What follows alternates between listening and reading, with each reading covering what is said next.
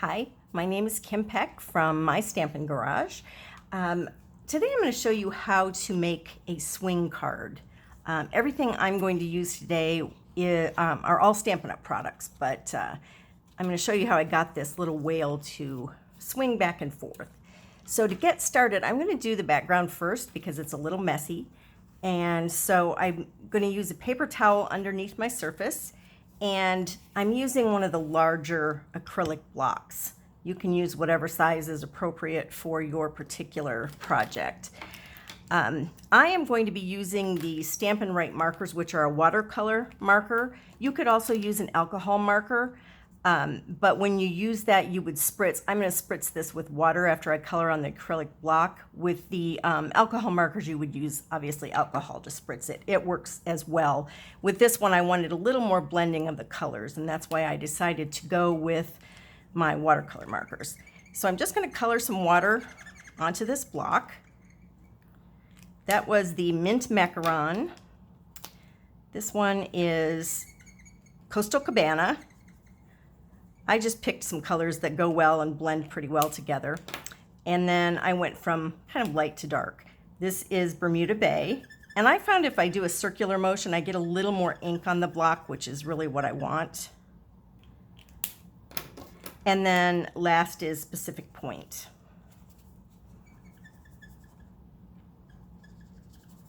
So once I get that colored in the way I want it, then I'm going to take my Stampin' Mist, and this has just water in it, and I'm going to mist that background, and I'm going to give it a decent amount because I want it to pool under the block when I press it down. You can mix it a little if you want to, but it does it pretty well on its own once you turn it over. So I'm going to turn it over onto my paper, and then I'm just going to push and let those colors kind of bleed together a little bit. Let it sit for just a minute until they soak in. And this is why having some sort of cardstock with a little bit of a coating on it helps. I'm using the Shimmer White cardstock. You could use a glossy cardstock or any other cardstock that has a slight finish. I have done this on watercolor paper. The only problem with that is a lot of them are textured, and so you don't get a nice smooth background, and that's really what I was going for here. So I'm going to set this aside and let it dry while I'm doing the rest of my project. A lot of times I will use the alcohol markers. They don't bleed quite as well together because it dries faster, but I also use it because it dries faster. And then my paper, I cut this cardstock in half vertically, and I'm going to fold it in half. This is the Bermuda Bay cardstock, and then you need another solid color of cardstock. In this case, I'm using Pool Party. And with this, I'm going to send it through my die cut machine. I will be using the Stampin' Emboss, the new one from Stampin' Up!, but you could use any die cutting machine. So what I did is I cut these out together at the same time so that they matched up. And I'm not going to show you how to send it through the machine. I'm pretty sure you've all done that, or if not, there's lots of videos out there. But you want these to be able to match up like that. I did not adhere it down first because then I took this background or this piece and put it through with the Old World paper embossing folder, and that gave it almost a wrinkled look, but any embossing folder would be nice. So now I've got the base of my card done, and I'm ready to start putting things together. For a piece of this card, the bottom portion and the swing portion, you are going to need a piece of cardstock that matches your base. And this one is a 1.5 by 2 inch piece right here. No, sorry, this one. No, I was right the first place. 1/2 by 2 inch piece, and I scored it at 1/4 inch, 3/4 inch, and 1 1/4 inches. These will be in the written instructions as well. And then you'll need another piece that is 2.5 by 4 1/4 and scored along the short edge at 1/2 inch, 1 1/4 inches, and 2 inches. And again, those will be in the written instructions as well. Okay, I want to finish my background piece that I started. So now that it's dry, and actually I had one pre-made, so I am going to stamp my images on it. To do this, I'm actually using the Well Done stamp set from Stampin' Up. But again, any cute stamp set will work. I'm going to stamp a fun background. Just make an underwater scene here. That was the Pretty Peacock ink. This one is Pool Party. I wanted my jellyfish to be a little subtle. And then this is Pacific Point. And those are some of the same colors I used for the background in the first place. So I've got my background done. Now, in order to make the little swing mechanism, I'm going to go ahead and put this on now that I've got my texturizing done. And you can choose if you want a subtle look or the more textured look. I think I'm going to put the more textured look out. I liked it because I thought it looked sort of like waves. And just line up your ovals.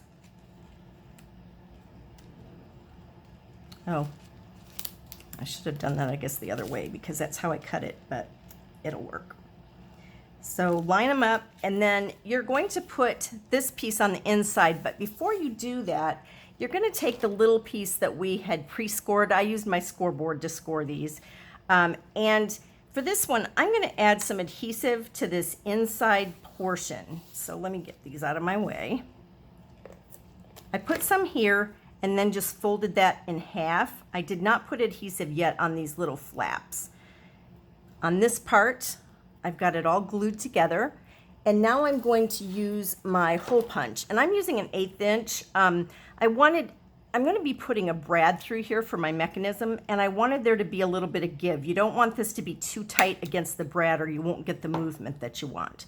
So I made a little hole there, and now I'm ready to adhere this down. To do that, I'm going to put adhesive, and I'm using the Stampin' Seal Plus because it's a little more sturdy. You could use liquid glue here as well. And I'm going to put that right in the middle of my card on the fold line so that the flaps are on either side of that fold line. And then I'm going to put this background on.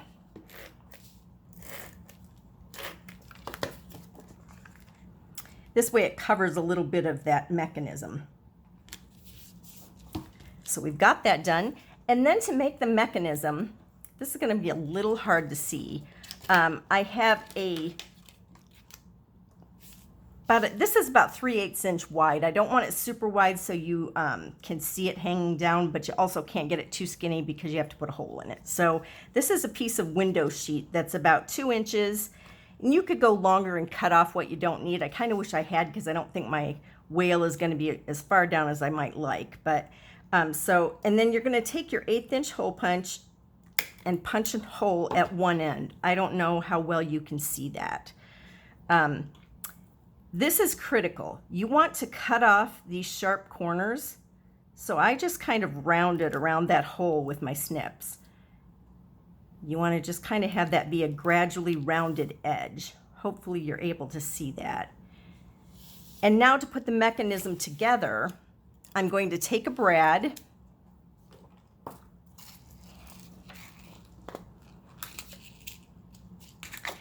and I'm going to put this through with the brad going up toward the top because I don't want a lump up here when I go to mail this. So I'm putting it kind of from the bottom up. But you do want to have your little piece of window sheet between that. So I don't know if you can see that. I took my brad, put it through the window sheet, then put it through the mechanism. Now I'm going to turn it over, making sure that brad is laying flat. The top of it is laying flat. Now this is an important part. You don't want this brad, normally when you do a brad, you want to push it down as hard as you can, but in this case you don't want to do that.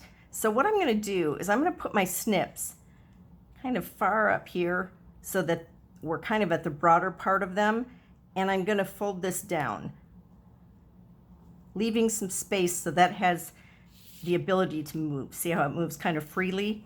And then I'm going to just test. I don't know if you can see or not, but that piece is moving like I want it to. So once you get that done, you're kind of home free on this technique. Then to decorate the card, I am going to stamp my whale from the Whale Done set in black memento ink. And then I'm going to use the whale punch to cut that out. These do come as a bundle, which is nice, but you can use anything. You can hand cut your images, but you are going to need one for the front and a matching one for the back. So if you're cutting by hand whatever you punched, just cut an extra one and cut it out as well. I'm just going to punch a blank one for the back. And then I'm going to put some adhesive, make sure they're laying in the right direction. I'm going to put some adhesive on my whale.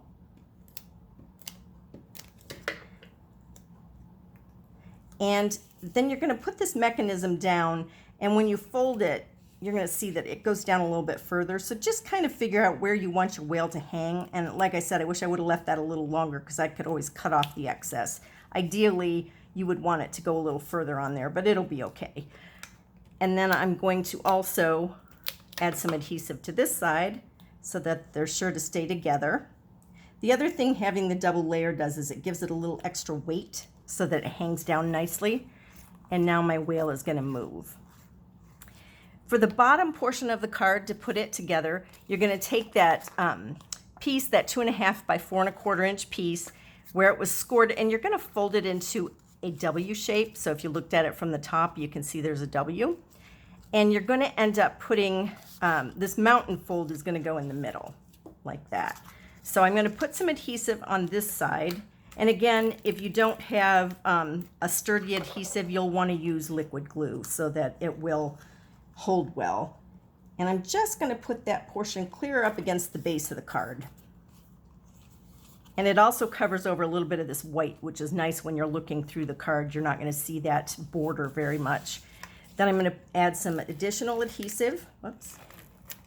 This adhesive is kind of funny. It is almost like a cellophane, so I can fold it over when it's too big. And then I'm going to bring this down again to the base of the card, like so. And now, whoops, I just tightened my my brad a little bit. So you'll want to make sure that you don't push on that brad much. And so now my little whale is moving again. And then I'm just going to decorate the outside of the card. To do that, I stamped the turtle, and this is the shaded spruce and the Whale Done saying. This stamp set has several cute sayings, but that one works out well for this. And then what I did with that, I had to hand cut the turtle. So I hand cut that. I'm not going to make you watch me do that because you know how to do it. So there's my turtle. And then I used one of the layering circle dies and cut the Whale Done out with that. So I've already done that so that you don't have to watch that part.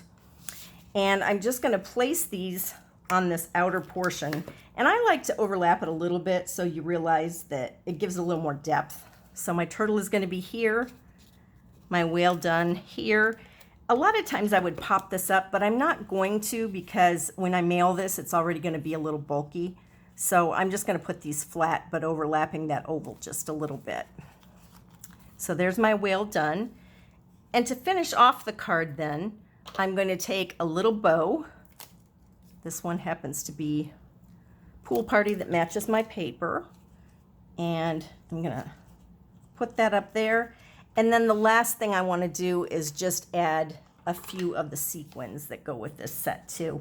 And you can choose, I tend to like the darker ones, but you do have to be careful because some of these are different colors. And there are 3 different sizes. I probably should have grabbed these out before we started, but I didn't. So let's see, there's one.